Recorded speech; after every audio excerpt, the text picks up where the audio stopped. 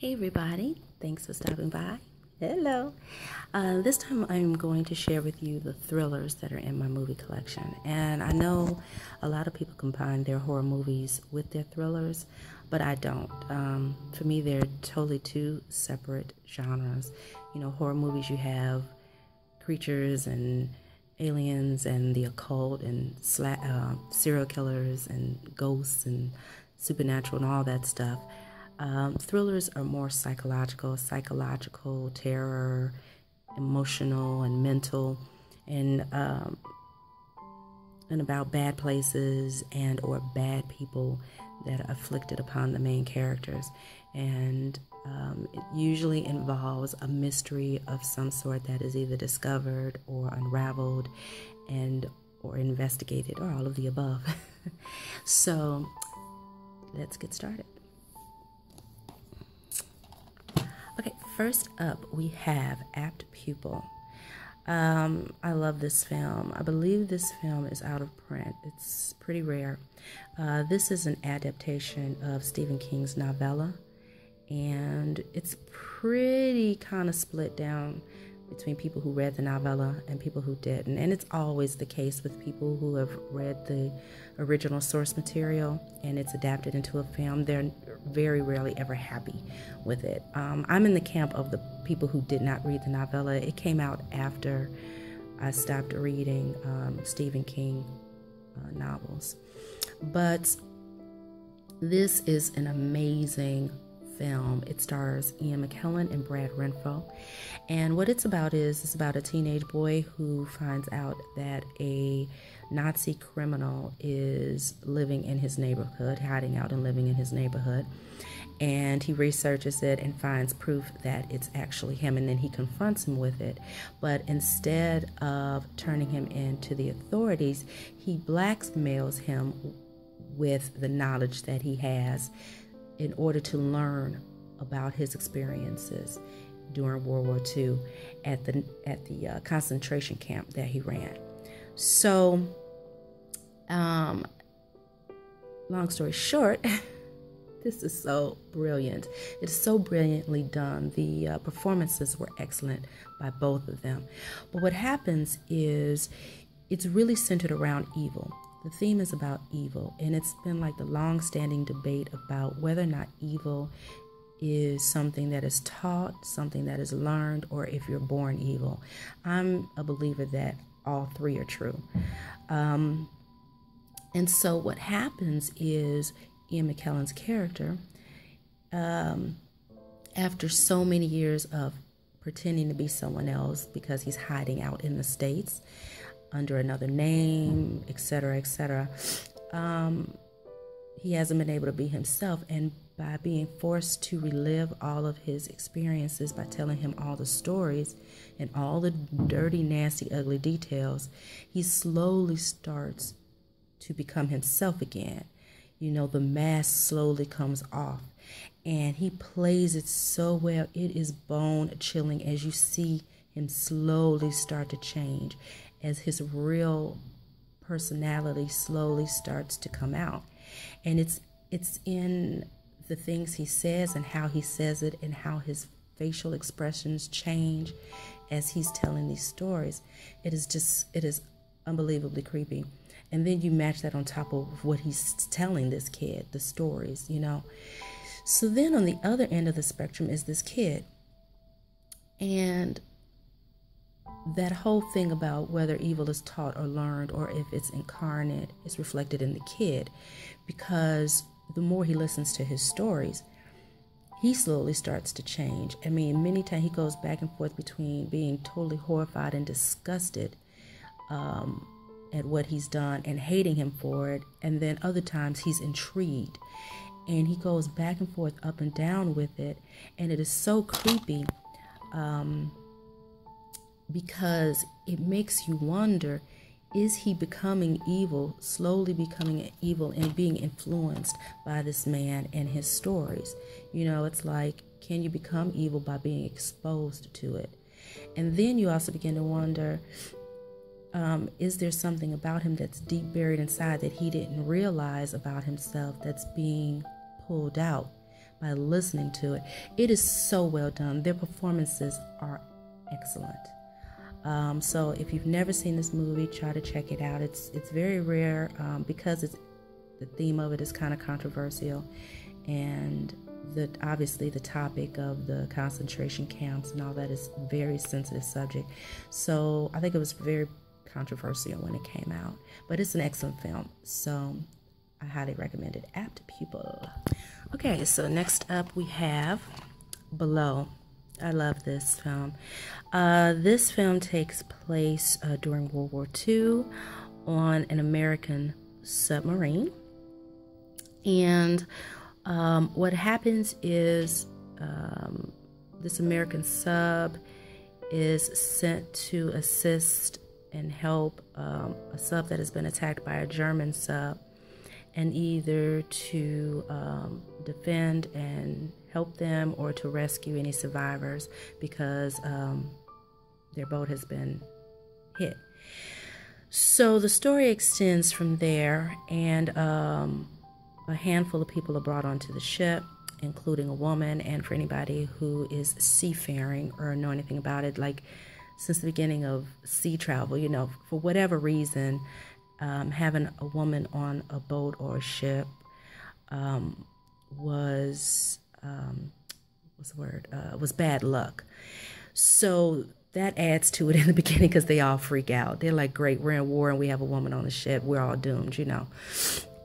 But then things start to happen on the ship, very strange things, very unexplained things. And of course, a lot of them want to blame it on the female. They think that she's brought some kind of hoodoo voodoo kind of thing to the ship. But you begin to find out that there's something a lot more going on that ship that has absolutely nothing to do with her. And she actually starts to put the pieces together. And the mystery starts coming to the forefront and starts to become unraveled. And yeah, it's really good. I really enjoy this. So that is Below. Beneath the surface, no one can hear you scream. That was the tagline. So yeah, one of my favorites. Okay. Next we have The Changeling. Now, a lot of people put this in their horror section because when it came out, it was considered horror. It came out in the 70s, early 70s. My favorite time period of horror movies, by the way. And movies, period. I just love movies from the 70s. But I put it in the thrillers for me because the way it's written, the way it plays out, to me, it feels more like a thriller. So it really can go in your thrillers or in your horror, but I keep it in my thriller section. But anyway, this is The Changeling with George C. Scott. And basically, you could call it like a haunted house type of situation. And George Scott's family in the film gets killed. He's like a famous composer, and he moves into another house that he's renting, and funky stuff starts happening. Very weird things start happening.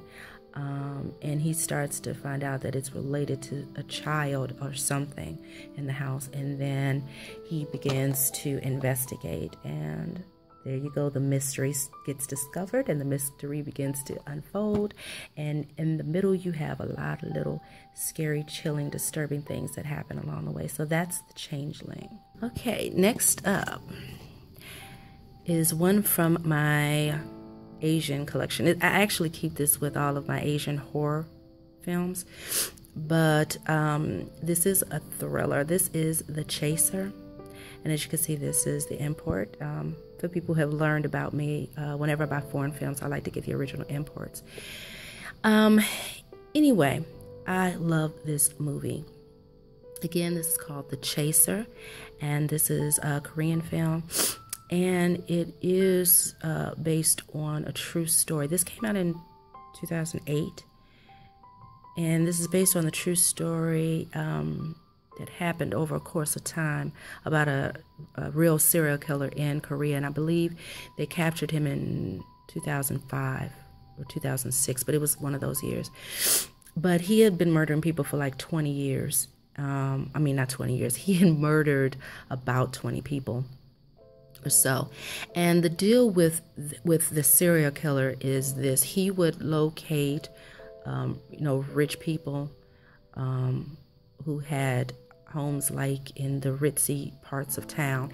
For whatever reason, he always tried to find houses near a church. I still was never really sure why that was, but he always researched and specifically chose certain houses for their layouts. Like they had to have big backyards or something and like tall walls. I mean, he was very specific in particular because of what he was using them for. So he would take these houses, kill the people and live in them.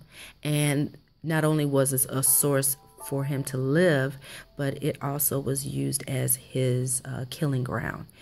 And the theme of the story is about the cop, which is here, ex-cop, who turned pimp.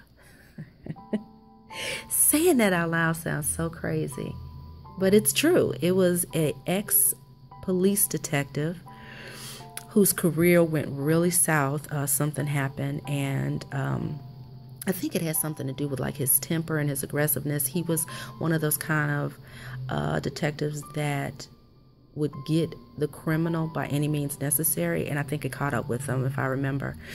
So he got kicked off the force, and so to make money using his resources and his contacts and all that other stuff, he became a pimp. I'm sorry, I cannot say that without laughing because that just sounds so crazy. So anyway, the theme of the story is what's happening is his prostitutes just keep ending up missing. He thinks they're running out on him. So he's like out to find them because, he's like, you owe me money, blah, blah, blah.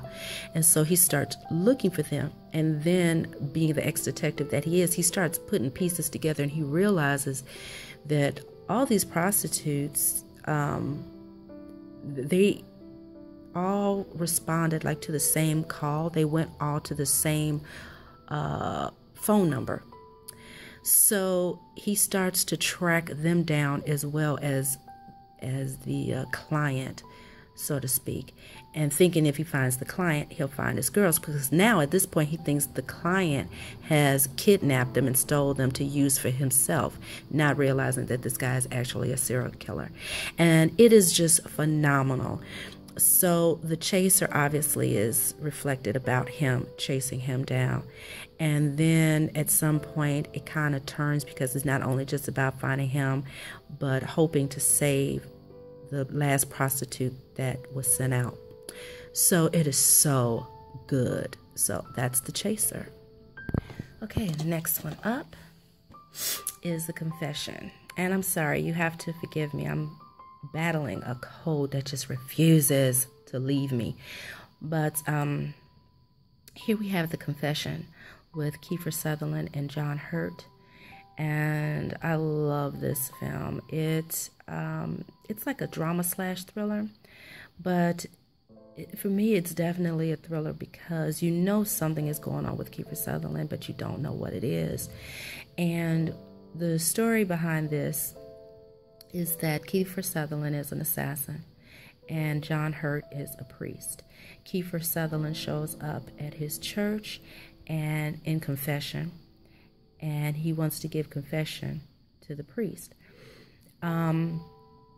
And basically the priest is like, what do you want? Forgiveness? What do you want? And he goes, no, I don't want forgiveness, but I want you to hear my story and answer some questions for me. And they have this amazing conversation as Kiefer Sutherland confesses some of his last assassinations, how they went down, why they went down the way they did, and to ask him questions, theological questions, and his view on himself and everything he's done. And it's excellent because on both sides, based on what they say and the conversation in hand, it reveals so much hypocrisy in life in general, the hypocrisy in religion, the hypocrisy of ethics in society, because for a lot of people think ethics and morals are all relative and perspective based on the person who it affects. So it's just an excellent film. And then the ending is amazing, amazing. Again, this is The Confession, and I love this. This was originally a mini-series that was done on YouTube some years ago, and then I was so happy they released it as one film. Like, they issued an episode like once a week or something like that on YouTube. So nice to have it all together in one film. The Confession. Okay. Ta-da. Next up is Fallen, with Denzel Washington, John Goodman, and some others. But it says don't trust a soul. But this is a good one. This is an early Denzel film. And what it is, Denzel is a police detective who is very well known and very successful and high profile. In this one particular guy, I believe he was a serial killer, I think, that he had been tracking down, he finally gets, and now he's on death row, and he's about to get, wow, I just went blank. But he's about to be put to death, is what I'm trying to say.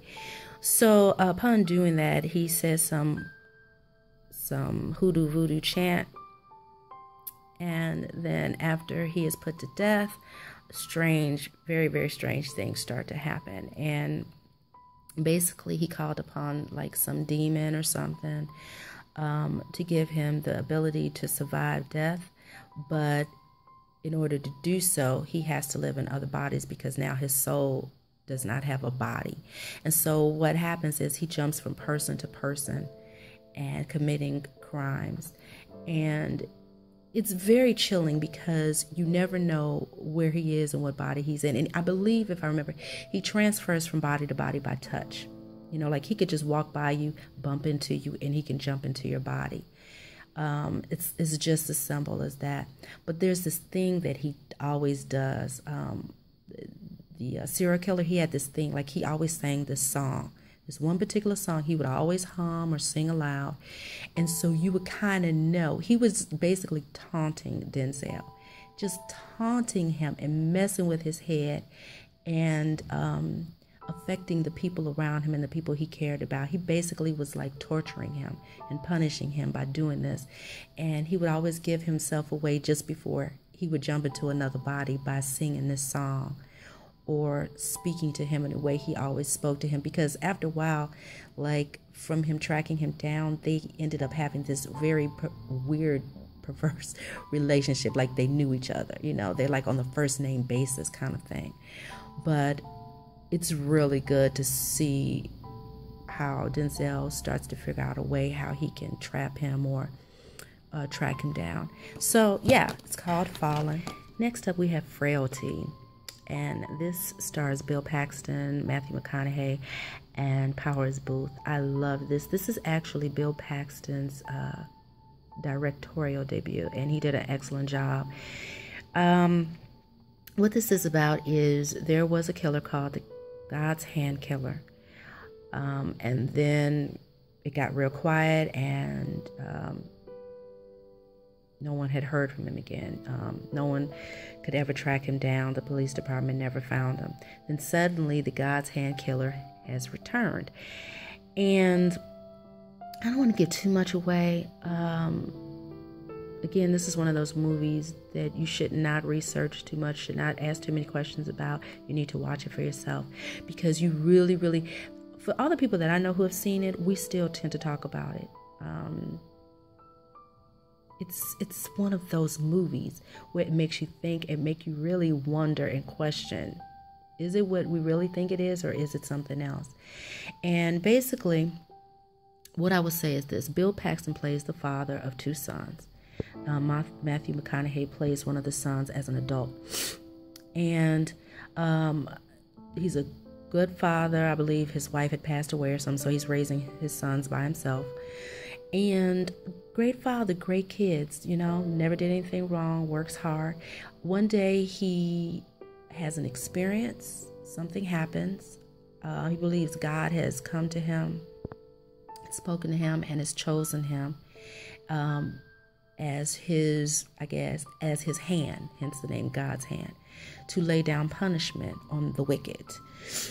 And God has shown him his tool, his weapon to use to carry out those punishments, which is axe, as you see here. So he tells his sons, this is their job. This is what they have to do. God has spoken. And then you have one son who totally believes him. And then you have another son who thinks he's gone crazy and has lost it. And that is the struggle within this film between the two sons, one who believes and the other who doesn't, against the father. And how everything unravels as he lays down God's punishment to these people. Now, what is very interesting is the people that he kills. Are they actually guilty or not? And if they are they deserving of being killed? It's so good. So, yes, Frailty, if you haven't checked it out, I highly recommend it. Okay, last in this column is Hard Candy. This is an independent film too. This is starring Patrick Wilson, Ellen Page, and Sandra Oh makes an appearance. If you've never heard about this film, if you're not up on this film, you need to check this film out. Patrick Wilson and Ellen Page are phenomenal in this film. Their performances are excellent. The premise of this film is Ellen Page plays a teenage girl who meets Patrick Wilson online in a chat room or some type of social media room. And they begin to talk. They get very close. Then it becomes very intimate and gets a little creepy. And all this with Patrick Wilson knowing that she's underage. That alone from the beginning is already very icky. Then they decide to meet up. She's like, let's hook up. Let's meet in real life. He's like, you sure? And he's like, yeah. So that's what they do. They meet in real life. They hook up at like this cafe. She goes back to his place. And wow, what happens after that? I don't know how much I should say if you haven't seen this. But let's just say that their meeting becomes absolutely something that Patrick Wilson was not expecting. And Ellen Page, she takes control of the situation. And it turns into a bad situation for Patrick Wilson. That's all I'm going to say. I don't want to say too much more. If you want to ruin it for yourself and research it, go ahead. But I'm not going to do it. You really need to check this movie out. I would just really say at some point, a lot of people who have seen it kind of go, it's a thin line between right and wrong. And a lot of people still question, was he a pedophile? Wasn't he a pedophile? And is what she did deserving? Was she right or was she wrong? Or, did she assume the wrong thing? I'm not going to say what I thought because that would give the story away. But yeah, this is Hard Candy. It says the performances are extraordinary. See my point exactly. A fiendish, scalpel-sharp thriller. All I say is for the guys who have seen this movie, it's very disturbing for a lot of men. I'm not going to say why. Just look at that. But you know what? I say suck it up. Women get put in the worst positions in movies and get tortured and raped and all kind of stuff. You know what? You can suck it up and watch this movie. And it's just, things are like implied. You don't really know if it's happening or not. So this is Hard Candy. This is an excellent underrated film. I should have put that in my underrated film video. I need to do another one of those actually. An update. So Hard Candy, highly recommended. Okay, we're on the second column. This is from my Steelbook collection, but this is I Saw the Devil, another film from South Korea. Love this movie. This is also one of my favorite Steelbooks. But this basically is about a serial killer, which is him on the right, who, I was getting ready to say who kills women, but really, he kills anybody. this is what makes this serial killer more terrifying than most, I think, is because he doesn't have a theme. He doesn't have a particular MO. There's a certain theme or mode that they go through, so you can easily track them down because there's a method. This dude, this is what is really terrifying about him.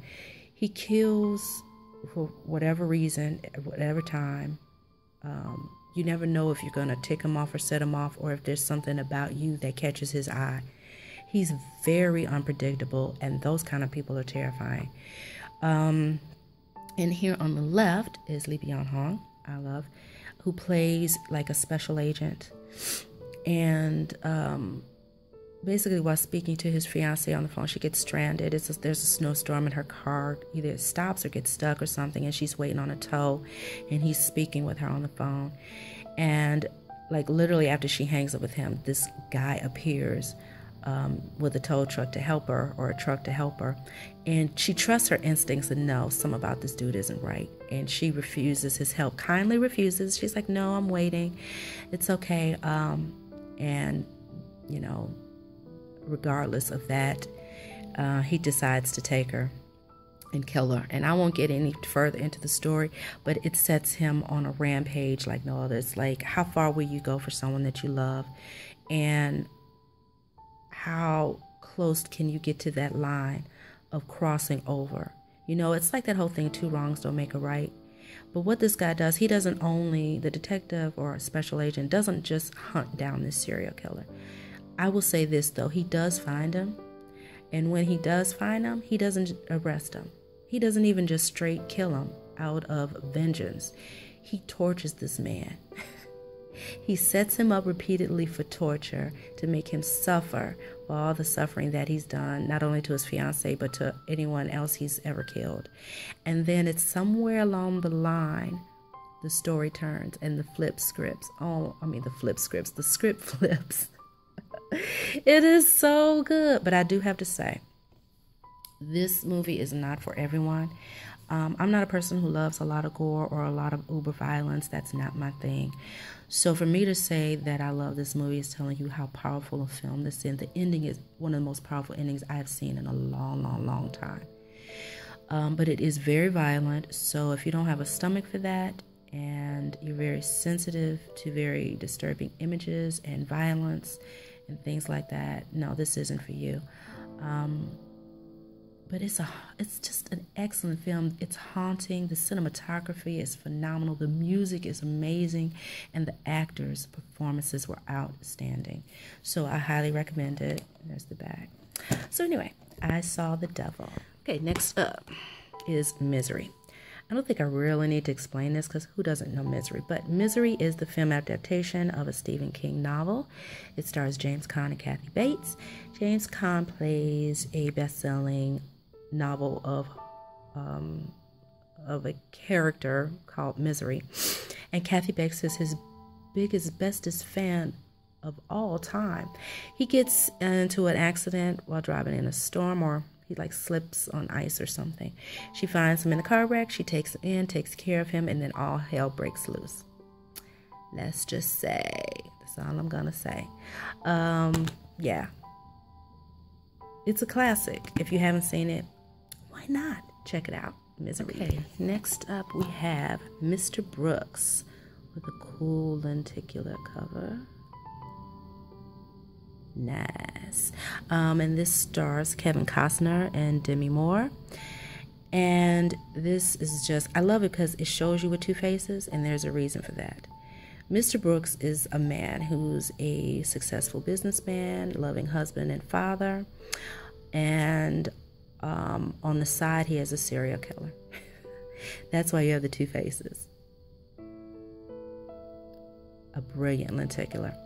So basically that's the sum of it, and it's just about Mr. Brooks and his world. And I think, if I recall, this is the first time that Kevin Costner ever played a bad guy. And the basis of the story is this guy figures out that he's a serial killer. And again, another one, man. He blackmails him into taking him on as a protege. And boy, does he turn the tables on him. So if you haven't seen it, it's another underrated film and underexposed, I think. But yeah, kudos to Kevin Costner. He was very good in this. Mr. Brooks. Okay, next up, we have Orphan. Oh, I love this movie. Okay, in case I forget, I want to say this now. If after hearing me talk about this movie, if you're interested in seeing it, please, please, please, please, I beg you, do not research this movie. Do not let anybody spoil this movie for you. You have got to watch it for yourself without knowing anything about it. There's a twist. The ending is amazing. This is a thriller, man. I love it. I love the tagline. It says, there's something wrong with Esther. Oh, and boy, is there ever. But what does it say on the back? Sorry, I don't know why I lost focus. But hopefully it'll jump back in. But it says a superbly crafted thriller with a jaw-dropping twist, which is so true. But pretty much Esther she is adopted by a family, and something about her just is off. It's just not right. They all think it's just because, she's suffered some trauma in the past, but there's just something not right about this kid. And they have 2 children, a daughter and a son. The son is just totally charmed by her. He sucks up everything about her, but the daughter doesn't trust her at all. She knows something about her isn't right. And she's very manipulative. She's hiding a secret, but you don't know what. And she knows how to control a situation, control a room, and manipulate anyone around her. And when this story unfolds, wow, all I have to say. Again, please do not research this movie too much. Do not let it get spoiled for you. You will be so mad at yourself. Okay, next up is Psycho. The original. Thank you. I don't really need to explain too much about that, but Psycho, I love this film. Classic thriller. Which ironically, though, back in the day when it did come out, which I'm saying it's all relative, for its time when it came out, I think it was considered more of a horror film, because just the concept and the whole theory, and since it was based on or inspired by a real person and real events, it was considered horrifying and horrible, so it was considered a horror movie. But now, by today's standards, it is a thriller, and it's one of my favorites. Psycho. Okay, next we have Saw.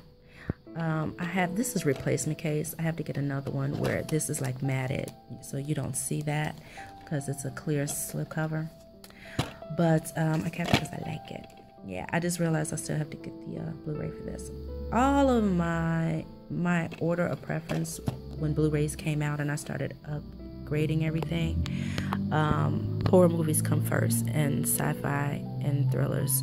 So those always take precedence. So I do have to get the Saw one. But anyway, we all know what this is, and I don't need to get into it, but I will just share my personal opinion with you that the first film is an excellent film. It was original, it was disturbing, and very effective, and it was a good film.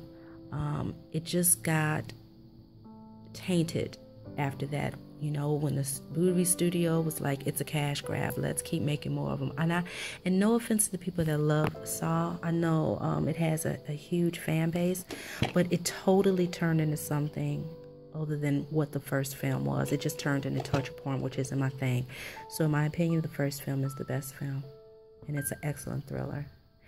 So yeah, there you go. Okay, next up we have Session 9, which I've spoken about in a separate video in one of my In My View videos. But I love this film. This is another independent film, and it takes place at an insane asylum where an asbestos company is working, and strange things start to happen, and you begin to wonder, is there really evil in this very tortured, dark, thought to be haunted place? Is there really a real evil there, or is it the evil within the men that is being created or affected by their presence in this place? It's a very well done film. I love it. Session 9. Okay, second to last, The Sixth Sense.